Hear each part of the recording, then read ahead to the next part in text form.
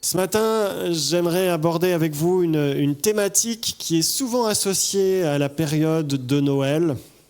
Et cette thématique, c'est la question de la paix. Quand on pense à Noël, souvent on pense à un temps de paix. Il y a même des fois, pendant les guerres, une trêve de Noël, parce que c'est Noël, c'est le temps de la paix. Et c'est quelque chose qu'on trouve déjà dans le texte biblique. Si vous vous rappelez le récit de la venue de Jésus, de sa naissance, notamment dans l'évangile de Luc, la nuit de sa naissance, on a les anges qui vont apparaître aux bergers dans les champs à côté de Bethléem et qui vont annoncer la naissance du Sauveur.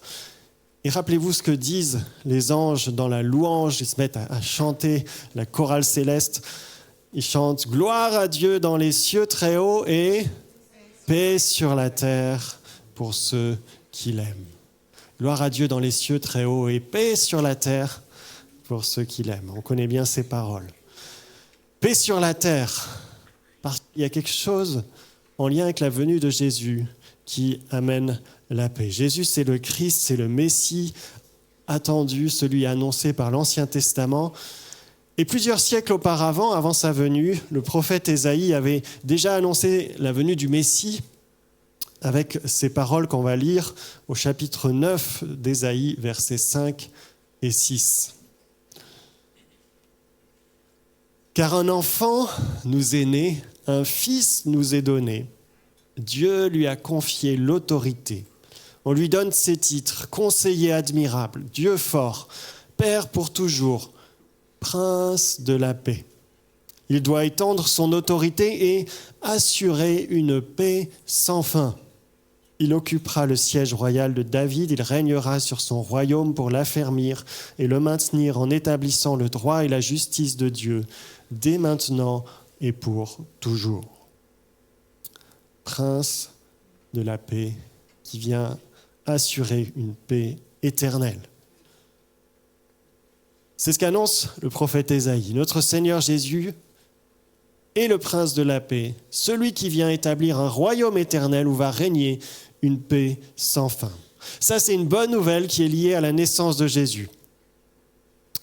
Mais vous allez me dire, c'est quand même 2000, peut-être 25 ans maintenant, 2025 ans, même plus, que notre Seigneur est venu sur cette terre et on n'a pas encore vraiment l'impression de vivre la paix éternelle qu'Ésaïe a annoncée sur notre terre. Notre monde, depuis 2000 ans, a connu de nombreuses guerres. Encore aujourd'hui, il y a la guerre dans certains pays. On peut penser à l'Ukraine, Gaza, Israël, mais aussi au Soudan, au Yémen, dans l'est du Congo, RDC, et certainement encore ailleurs. Alors nous, c'est vrai, en habitant en France métropolitaine, on a la grâce d'expérimenter l'absence de guerre, en tout cas guerre conventionnelle sur notre territoire depuis 80 ans. Depuis 1945, c'est 80 ans. C'est simplement la plus longue période de paix que notre territoire ait jamais connue de toute l'histoire connue. Donc c'est quand même assez une grâce qu'on vit et on doit le valoriser. Il faut reconnaître cela, être reconnaissant pour ça. Mais ça ne veut pas dire forcément que ça durera encore 80 ans de plus. Il y a quelques semaines, je ne sais pas si vous avez vu ça dans les informations, le chef d'état-major de l'armée française, le grand chef de l'armée, a fait les gros titres parce qu'il a fait un discours devant les maires de toute la France où il les encourageait en disant « En tant que Français, il faut qu'on soit davantage prêt à la guerre, au cas où ça arriverait. » Et voilà, il y a des menaces qui sont là, il y a ces bruits de guerre. Jésus nous a dit de ne pas nous alarmer, mais quelque part, on pourrait se dire, ouais, c'est bien beau tout ça, paix sur la terre à Noël, mais est-ce qu'on arrive à chanter ça? Comment comprendre cela? Alors qu'on est dans un monde qui est encore en conflit. On peut penser aux grandes guerres, mais il y a peut-être aussi des conflits auxquels on est confronté, tout type de conflits, parfois même dans nos familles. On dit souvent que le temps de Noël, c'est un moment où se retrouvent les familles et puis ça finit en dispute à la fin. Mais ouais, il y a pas mal de blagues là-dessus, mais c'est pas tout à fait faux parfois. Et pourtant, Jésus, nous dit la Bible, est venu apporter la paix. Et en tant que chrétien, je crois qu'il y a un message particulier qu'on est appelé à porter là. Et on va le voir, nous sommes appelés à être des artisans de paix, des messagers de paix au sein de notre société. Et ce que j'aimerais qu'on essaye de comprendre un peu tout cela aujourd'hui, ensemble. Alors pour commencer, peut-être dire un petit mot sur ce que la Bible appelle paix. Le shalom dans la pensée juive. La paix, le shalom, c'est vrai que c'est à la fois l'absence de conflit. On est en paix quand il n'y a pas de conflit. Mais c'est quelque chose de plus que ça dans la Bible. C'est aussi quelque chose qui est lié au bien-être, à la paix intérieure, à la santé, à l'absence de maladie, au bonheur, à la prospérité. Et vous savez, dans l'Ancien et le Nouveau Testament, on voit que les Juifs, mais aussi les chrétiens dans le Nouveau Testament, qu'ils soient d'origine juive ou non juive, vont se saluer en disant « paix, paix sur toi ». Shalom en hébreu. Parce que vous voyez, il y a quelque chose de fort. Ce n'est pas juste absence de conflit, c'est quelque chose de plus grand encore.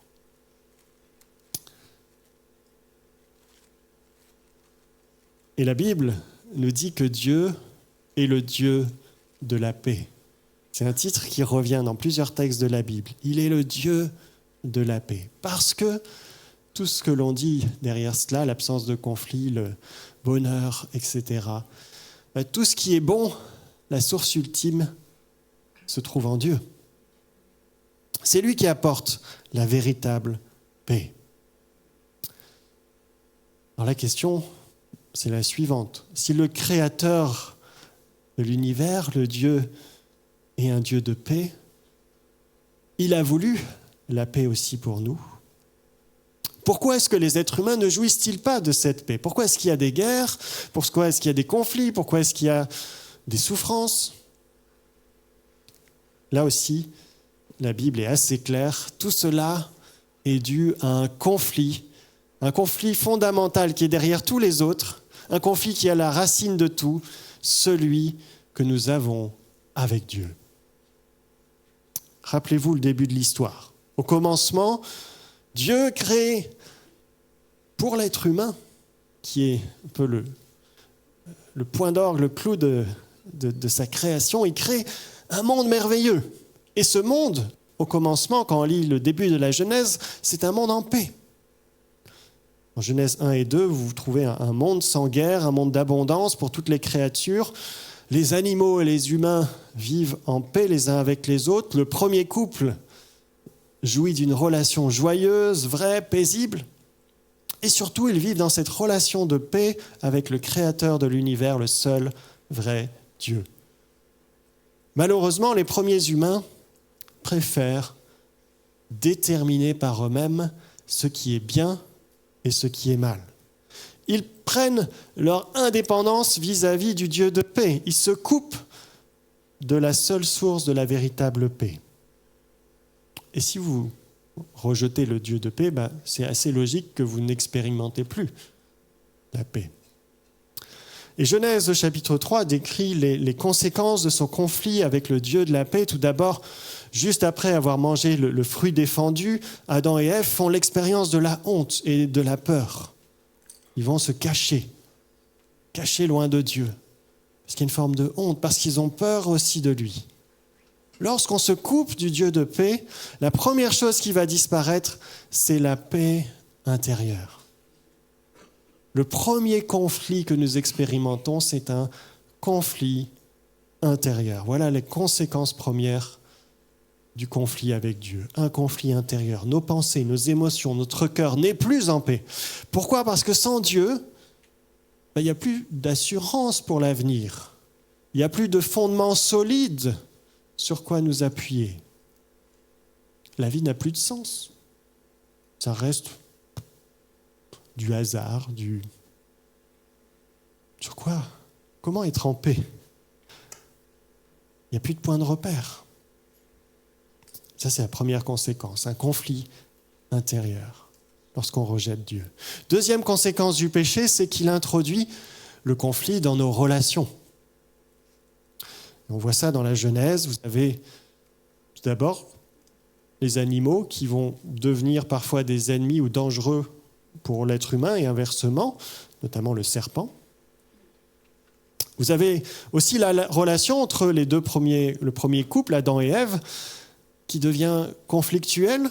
Aussitôt, ensuite, après Genèse 3, vous avez aussi Genèse 4, avec l'histoire de Caïn et Abel, les premiers frères de l'humanité. Et on découvre qu'une relation entre deux frères peut être détruite par la jalousie, par la colère, au point de conduire au meurtre, puisque Caïn va tuer Abel. Loin du Dieu de la paix, c'est la guerre qui entre même dans la famille. Et je crois, et ce que nous dit la Bible, que ces conflits humains, ces guerres, nous pouvons expérimenter aussi dans nos familles, parfois dans nos familles, dans notre travail, là où nous sommes, sont en fait d'abord la conséquence d'un conflit intérieur. Et c'est ce que dit l'épître de Jacques. On va lire ce texte, Jacques chapitre 4, versets 1 à 3, si je peux l'afficher. Jacques écrit cela. « D'où proviennent les conflits et les querelles entre vous ? N'est-ce pas des désirs égoïstes qui combattent sans cesse en vous ? Vous convoitez beaucoup de choses, mais vos désirs restent insatisfaits. Vous êtes meurtriers, vous vous consumez en jalousie et vous ne pouvez rien obtenir. Vous bataillez, vous vous disputez, vous n'avez pas ce que vous désirez parce que vous ne demandez pas à Dieu. Ou bien quand vous demandez, vous ne recevez pas car vous demandez avec des mauvais motifs. Vous voulez que l'objet de vos demandes serve à votre propre plaisir. » C'est un texte intéressant parce que Jacques montre que mes conflits avec les autres, c'est pas seulement dû aux autres, c'est pas le monde entier qui m'en veut, mais c'est parce que c'est d'abord un conflit à l'intérieur de moi-même. Et ce conflit, il est causé, dit Jacques, par tout ce qui est de l'ordre du péché dans mon cœur. L'égoïsme, la jalousie, la convoitise. Et le péché nous sépare du Dieu de paix. Il témoigne de ma rébellion contre le Dieu de la paix. Vous voyez, tous les conflits trouvent leur source dans un seul conflit, notre rébellion contre le Dieu vivant. Et la question est simple, mais comment notre relation avec le Dieu de la paix peut-elle être restaurée ? Comment restaurer cette relation ? On voit que c'est le cœur du problème. À cause de nos désobéissances, à cause de nos péchés, nous-mêmes, on s'est mis comme ennemis de Dieu.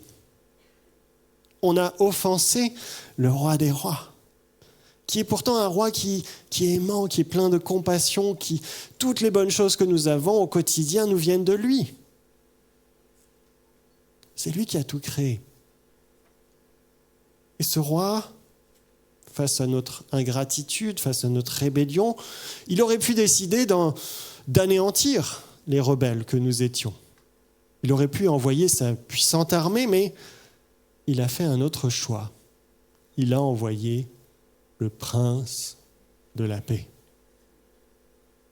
Vous voyez, c'est intéressant ce titre pour parler de Jésus, le prince de la paix. Ce n'est pas simplement un ambassadeur, c'est le prince, c'est-à-dire le fils du roi, son fils unique. Dieu a envoyé son fils pour apporter un message de paix. Le Fils de Dieu est venu pour offrir la paix avec Dieu à l'humanité. Avec ce message, vous mériterez de mourir. Mais moi, Dieu lui-même, le Fils de Dieu, Jésus, choisit de mourir à votre place. Parce que je désire une chose plus que toute autre, vivre en paix avec vous. Dans la lettre Paul aux Éphésiens, on trouve cela formulé ainsi, Éphésiens 2, verset 17. Le Christ est venu annoncer la bonne nouvelle de la paix, l'évangile de la paix. La paix pour vous qui étiez loin, la paix pour ceux qui étaient proches, c'est en effet par le Christ que nous tous, ceux qui sont juifs, ceux qui ne le sont pas, nous avons libre accès auprès de Dieu, le Père, grâce au même Esprit Saint. Jésus est venu nous apporter cette paix avec Dieu. Et ça, c'est la bonne nouvelle de Noël. C'est pour ça qu'on peut chanter avec les anges « Paix sur la terre ». C'est la bonne nouvelle de l'évangile de paix. Le roi des rois a envoyé son Fils unique pour nous offrir la paix. Et si nous acceptons cette offre qui est gratuite, qui est généreuse, alors la Bible nous dit que notre relation avec Dieu, notre relation avec le roi des rois peut être restaurée. En Jésus-Christ, nous sommes réconciliés avec Dieu. Nous sommes en paix avec notre Créateur. Et nous recevons même son Esprit, l'Esprit Saint, dont l'un des fruits est précisément la paix. Ceux qui ont accepté l'offre du Prince de la paix peuvent désormais faire l'expérience de la joie en leur Seigneur. Ils peuvent vivre sans être dominés par l'inquiétude parce qu'ils savent que la paix de Dieu qui surpasse toute intelligence gardera leur cœur, leur pensée en Jésus-Christ. Ils reçoivent la paix que le Père donne. Ils font l'expérience de la paix que le Saint-Esprit produit. Ça, c'est la bonne nouvelle de l'évangile de paix que Jésus est venu amener et qu'on rappelle encore en ce temps de Noël. Mais là, vous me direz, mais d'accord, ok, mais ça ne répond toujours pas à la question. Ça fait 2000 ans qu'il est venu, pourquoi notre monde n'est toujours pas en paix ? Si le prince de paix est venu installer la paix sur la terre, pourquoi est-ce qu'on n'expérimente pas cette paix autour de nous ? Pour bien comprendre ça, il faut se rappeler à quel temps nous vivons.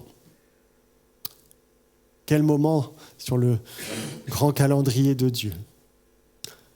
À Noël, c'est vrai, on célèbre la venue de Jésus il y a maintenant 2025 ans, peut-être même un peu plus,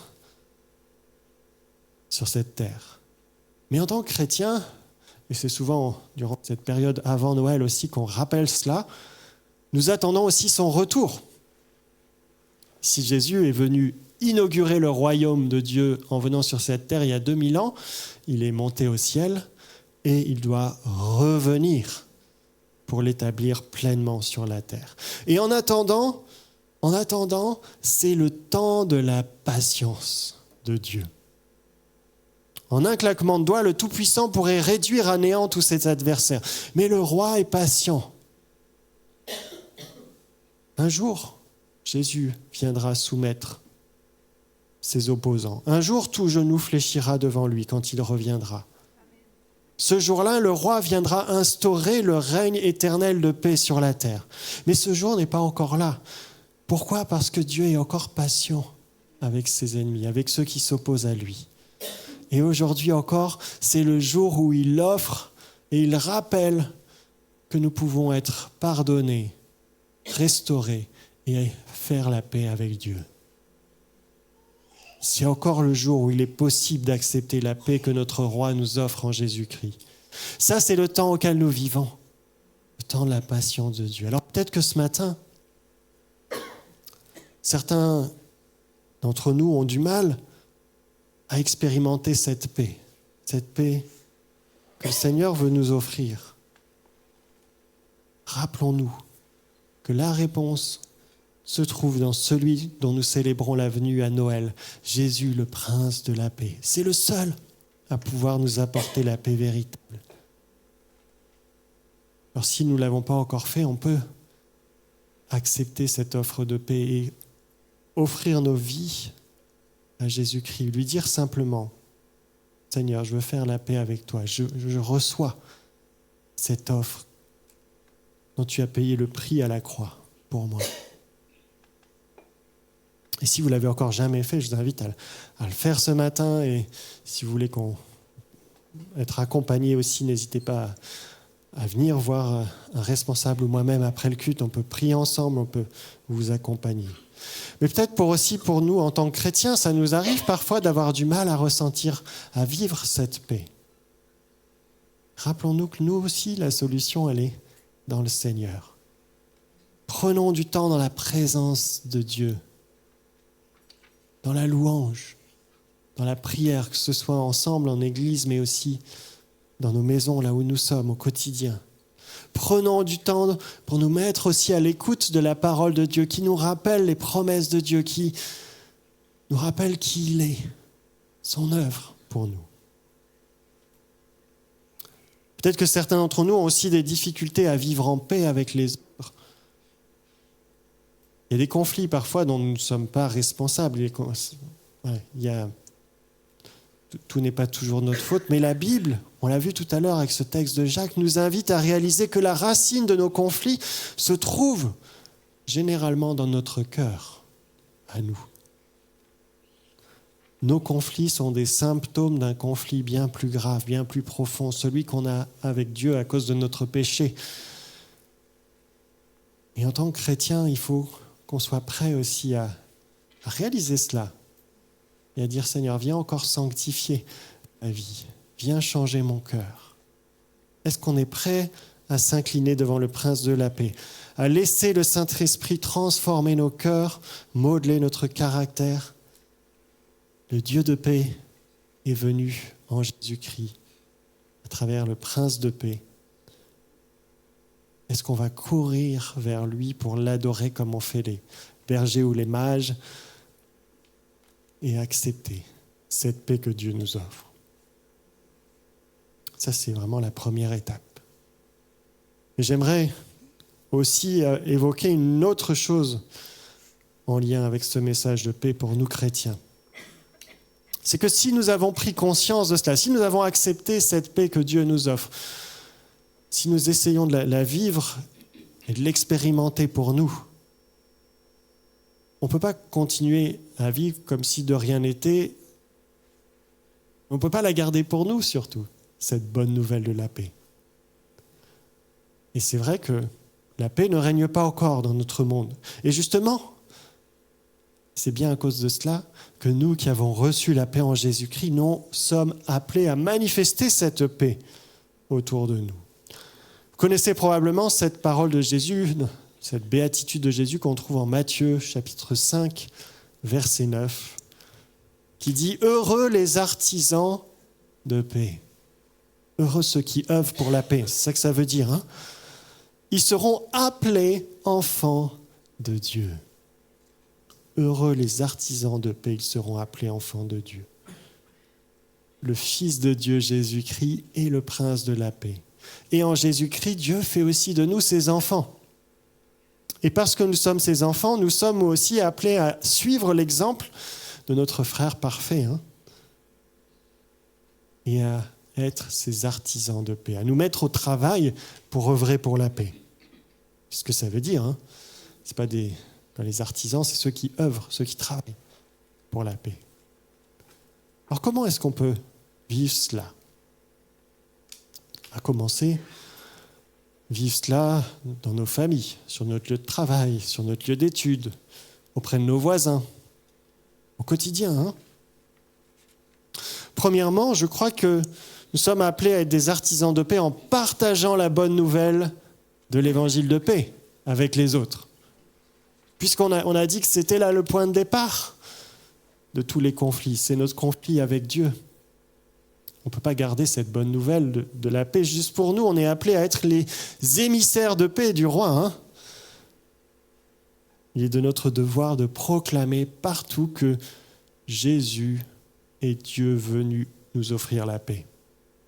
À tous ceux qui se rebellent encore contre leur roi, on a une bonne nouvelle à leur transmettre. Le roi veut faire la paix avec eux. Et c'est gratuit. Il nous offre son pardon. Il veut les gracier. Ça, c'est la première chose. Gardons pas cette bonne nouvelle.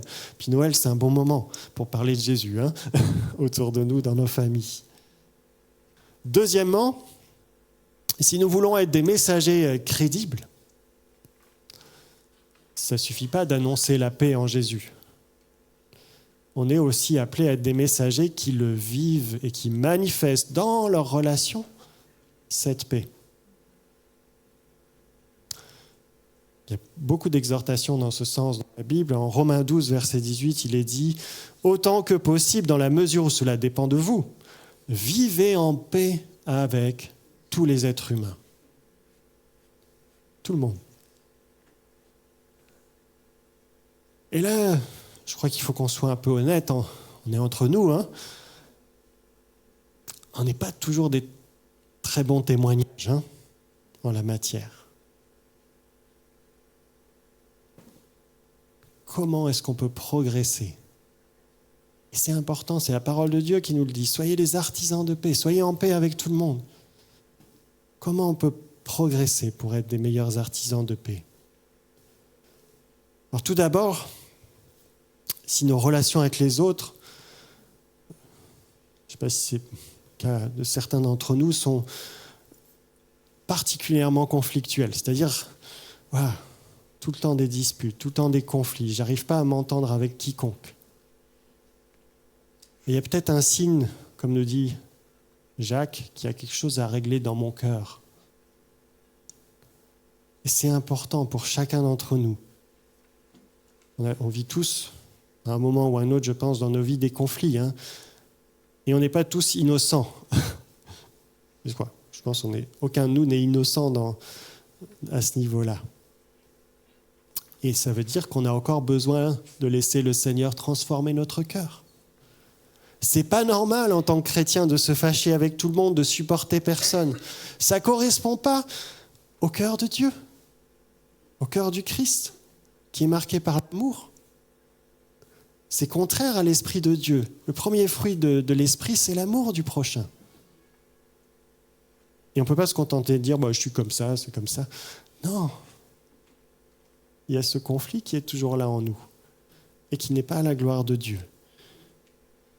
Il faut prendre le problème au sérieux.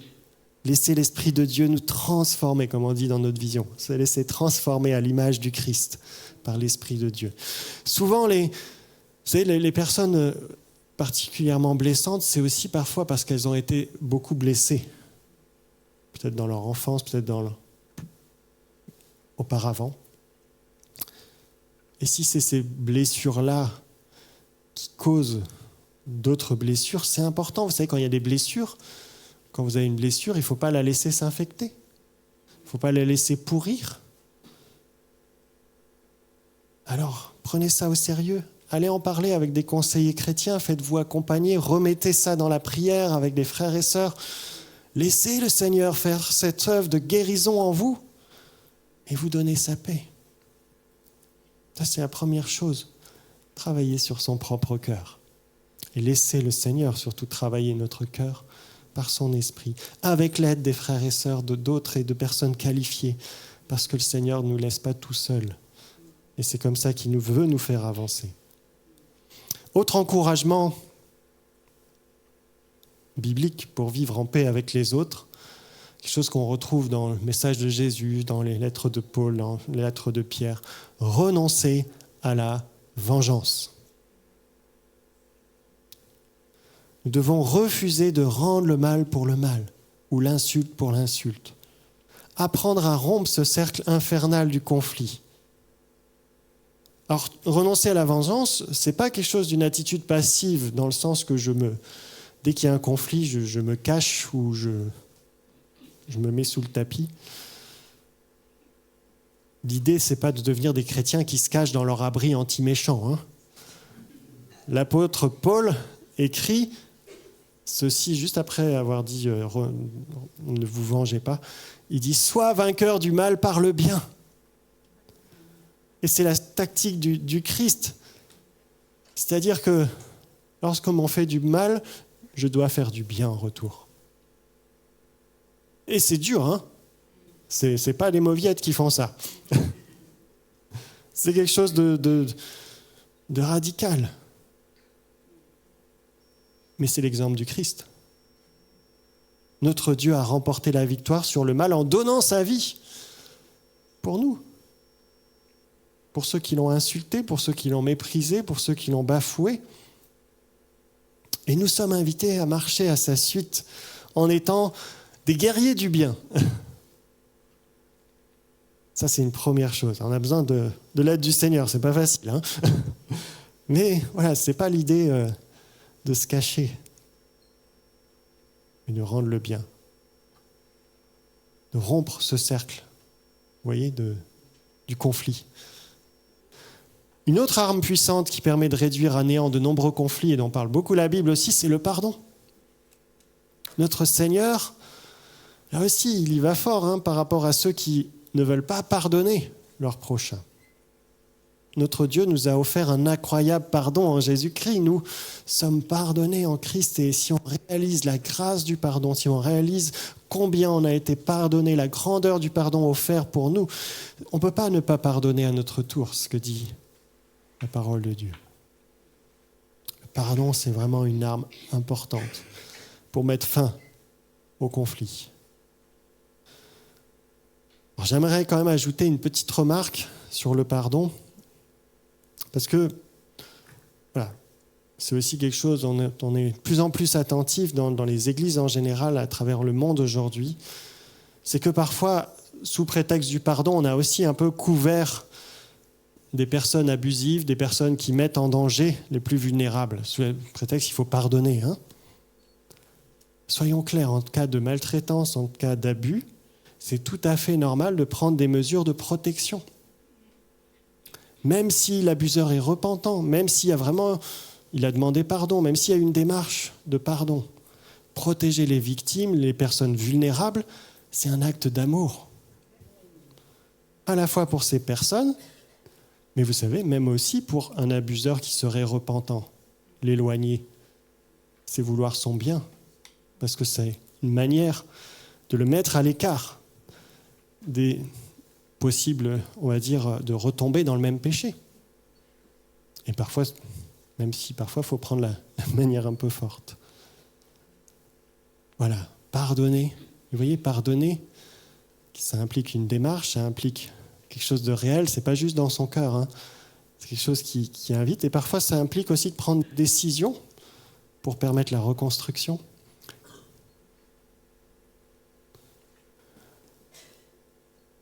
Enfin, j'aimerais terminer en nous encourageant aussi en tant que chrétiens à être des hommes et des femmes qui travaillent à la paix plus largement dans notre société. Le prophète Jérémie, qui a vécu à peu près 600 ans avant Jésus-Christ, il a envoyé un jour une lettre à ses frères judéens qui avaient été déportés de force à Babylone. Pour rappel, l'empereur babylonien venait de prendre possession du royaume de Juda de manière très violente. Vous pouvez imaginer le désespoir des Israélites déportés à Babylone. Et pourtant, voyez ce que Jérémie leur écrit de la part du Seigneur. En Jérémie 29, je crois que je n'ai pas mis le texte, mais je vous lis simplement. Jérémie 29, 7, un verset bien connu. « Recherchez la paix de la ville où je vous ai exilés et intercédez pour elle auprès du Seigneur, car votre paix dépendra de la sienne. » Et honnêtement, on doit imaginer un peu la réaction des Israélites. Comment les Babyloniens qui ont rasé nos villes, qui ont pris tout ce qu'on possédait, qui nous ont déportés de force, on doit rechercher la paix de leur ville et de leur pays. Et dans le Nouveau Testament, on trouve plusieurs enseignements qui vont dans le même sens. Face à des gouvernements oppressants, persécuteurs, les chrétiens sont appelés à être des artisans de paix dans leur société. Est-ce que nous avons la même attitude au sein de notre société ? Vous savez, on est dans un contexte où la tendance, c'est plutôt à monter les uns contre les autres. Et on sent ça partout, dans beaucoup de pays à travers le monde. Les médias vont alimenter la peur de l'autre, de celui qui est différent, qui n'a pas les mêmes valeurs, pas la même religion. Et tout est fait pour qu'on soit plus méfiant, qu'on soit plus craintif. Et dans ce contexte, je crois qu'en tant que chrétien, on a un rôle à jouer, d'être différent, d'être de ceux qui refusent d'alimenter les peurs, la haine, les clivages. On veut vous faire croire que tous vos problèmes sont dus à tel groupe de personnes, et mettez ce que vous voulez dans votre tête, que ce soit les immigrés, les musulmans, les juifs, les athées, les gens de droite, les gens de gauche, les gens du centre, les chefs d'entreprise, les journalistes, les francs-maçons, les Russes, les Américains, les Chinois. Mettez ici le groupe ethnique, social, religieux, culturel, qui vous dérange. Je pense qu'on est tous très différents. Celui qui vous fait peut-être le plus peur. Et moi, j'aimerais vous inviter à faire ce que la parole nous dit. Prenez la décision qu'aujourd'hui, vous n'allez plus avoir peur ou maudire, mais bénissez. Bénissez-les. Priez pour eux. Allez à leur rencontre. Discutez avec eux. Invitez-les à manger si vous en avez l'occasion.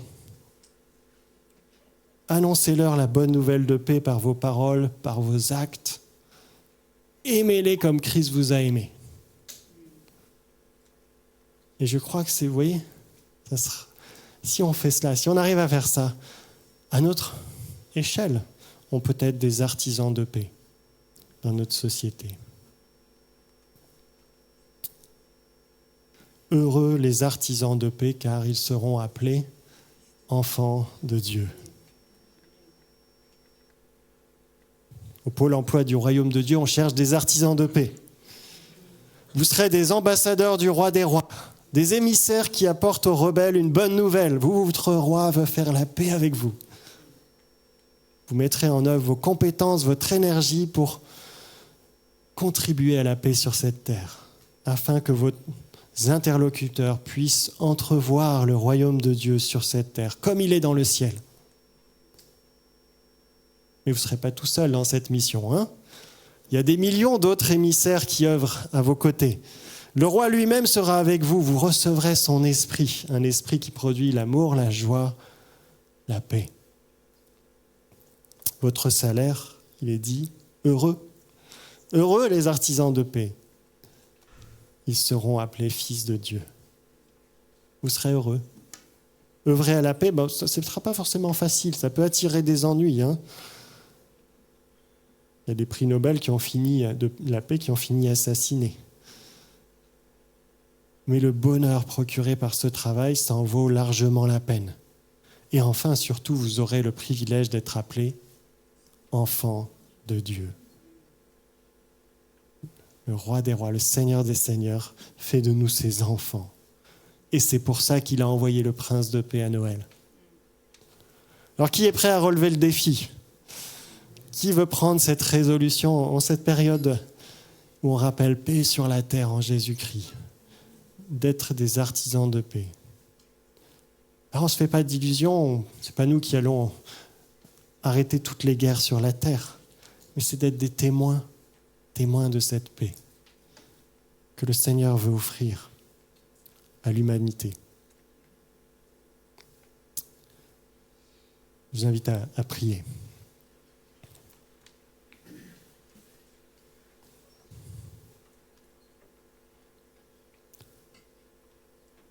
Seigneur notre Dieu, nous te rendons grâce parce que, alors que nous t'avions rejeté, alors que nos péchés sont un affront que nous te faisons au quotidien, tu nous aimes d'un tel amour que tu as envoyé ton Fils unique, Jésus-Christ, le Prince de la paix, nous annoncer ta volonté, Seigneur, de faire la paix avec nous,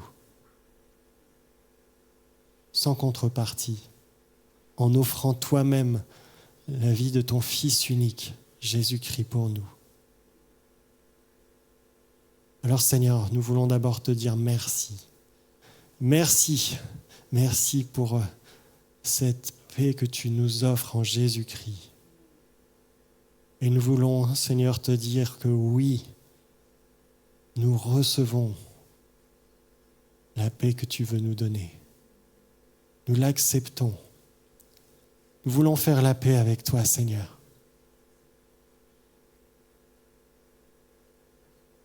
Et Seigneur, je te prie aussi que tu viennes par ton Saint-Esprit maintenant et durant toute cette période particulière dans les temps à venir, nous donner d'expérimenter au plus profond de nous cette paix qui vient de toi, Seigneur. Seigneur, je te prie que tu nous aides à sans cesse, lorsqu'on sent peut-être le stress ou l'inquiétude nous guetter à nouveau, sans cesse que tu nous aides à lever les yeux et à regarder à toi, à ton amour, à ta grâce, à tout ce que tu as déjà accompli pour nous, à laisser ton esprit nous envahir, à laisser ton esprit nous rendre vivante ta parole, Seigneur, nous aider à la méditer, à la recevoir, à nous en nourrir comme de notre pain quotidien. Et qu'à travers cela, Seigneur, ta paix puisse envahir d'une manière durable dans nos cœurs. Seigneur, pardon pour toutes les fois où nous ne sommes pas un bon témoignage de cette paix que tu nous offres. Pardon pour les conflits. Pardon. Seigneur, viens transformer encore nos cœurs. Viens encore faire ton œuvre. Donne-nous d'être une église, Seigneur, une église qui manifeste la paix que nous avons en Jésus-Christ. Viens faire ton œuvre encore à nouveau parmi nous, dans chacun d'entre nous, dans nos vies, pour qu'ensemble, nous puissions être témoins de ta paix, artisans de ta paix. Et Seigneur, nous voulons aussi penser en cette période à les conflits qui sont à travers le monde, que ce soit les guerres, que ce soit les conflits parfois au sein de notre société, que ce soit dans nos familles. Et Seigneur, nous te prions, envoie ta paix. Aide-nous à être des artisans de paix là où tu nous places. Et Seigneur, envoie la paix. Manifeste ta paix. Que ce soit là un signe d'une paix encore plus grande que tu veux nous offrir, que tu offres à l'humanité en Jésus-Christ. Que ta gloire soit manifestée sur toute la terre. Au nom de Jésus, nous prions. Amen.